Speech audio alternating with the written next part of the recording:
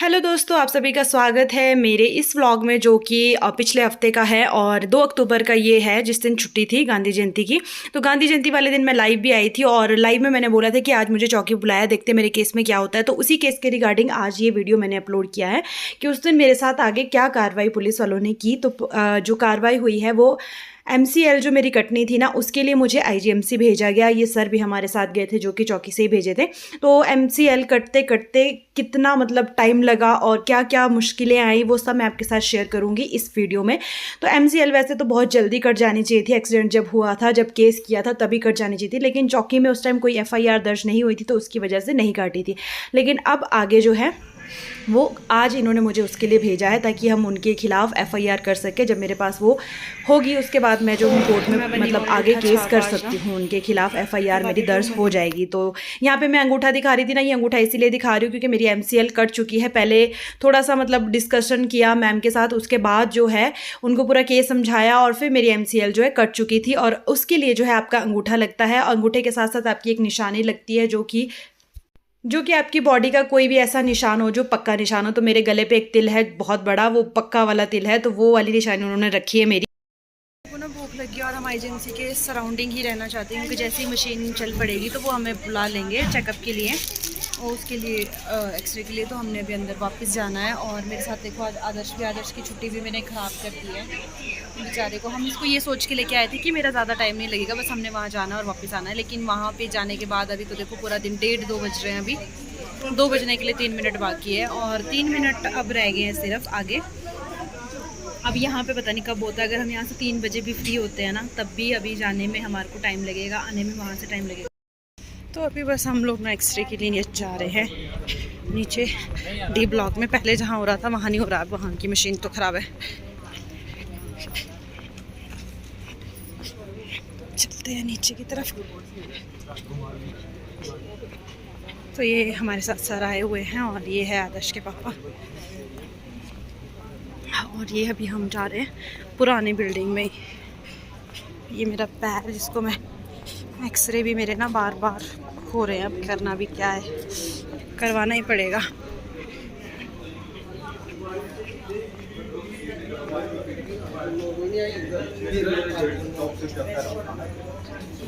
इधर को हाँ सीधे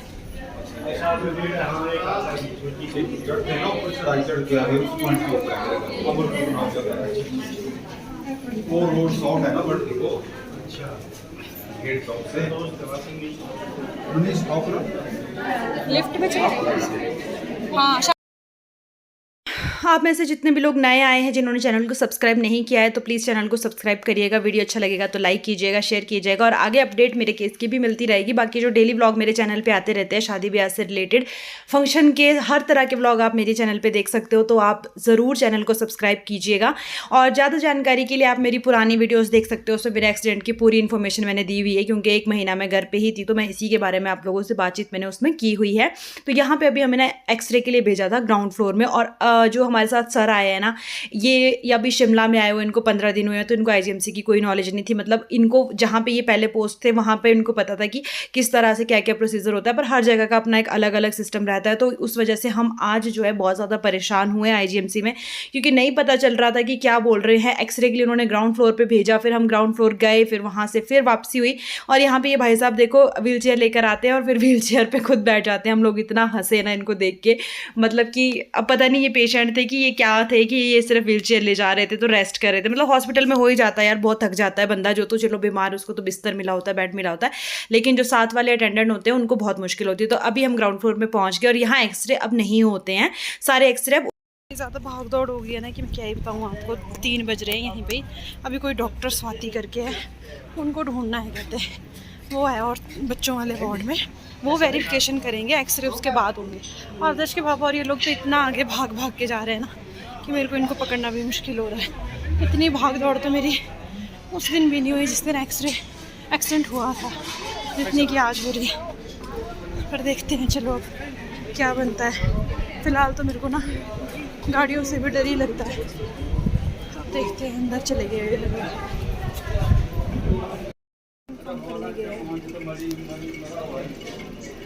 फाइनली सारे कामों को कराने के बाद यहाँ पे फिर हम एक्सरे के वहीं आए जहाँ पे एक्सरे के लिए बोला था, तो वहाँ से दोबारा पूछा कि कहाँ होगा। फिर हम नीचे गए, तो उसके बाद जो है ना फिर से उन्होंने कहा कि जो फ्लोर है वहीं जाना है।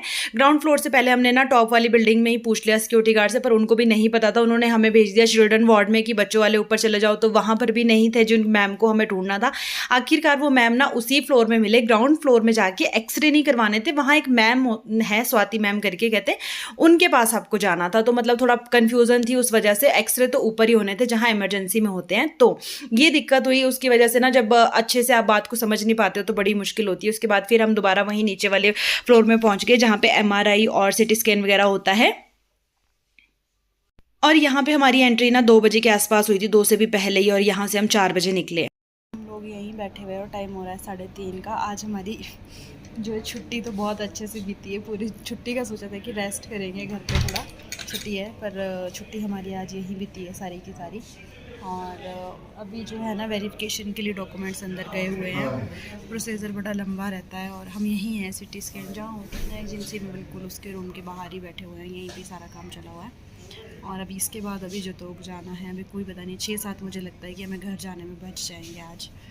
तो देखते हैं अब क्या करते हैं, या तो फिर ना दिव्या और दर्शी, अगर ये पर इनका नहीं पता ना अभी कब तक जाएंगे, तो दर्शी को तो घर भेज देते क्योंकि कल इसका स्कूल भी है। अभी देखते हैं अब कितना टाइम लगता है। अंदर वेरिफिकेशन के लिए डॉक्यूमेंट्स तो गए हुए हैं, बाकी अब कितना टाइम और लगता है फिर लास्ट में मैं आपको बताती हूँ कि क्या क्लियर हुआ क्या हुआ। अभी ना 4 बजने वाले हैं और हम लोग यहीं नीचे ग्राउंड फ्लोर में बैठ के ना अभी तो हेडिक होने लगी है। अभी डॉक्यूमेंट्स अंदर गए हुए हैं, और उसमें वो हो रहा है, कार्रवाई चली हुई है कहते हैं उसमें, कुछ हो रहा है, वेरिफिकेशन होगी उसकी, पूरा वो देख रहे हैं ना, उसको सारा पढ़ रहे हैं, देख रहे हैं, लिख रहे हैं, शायद होगा।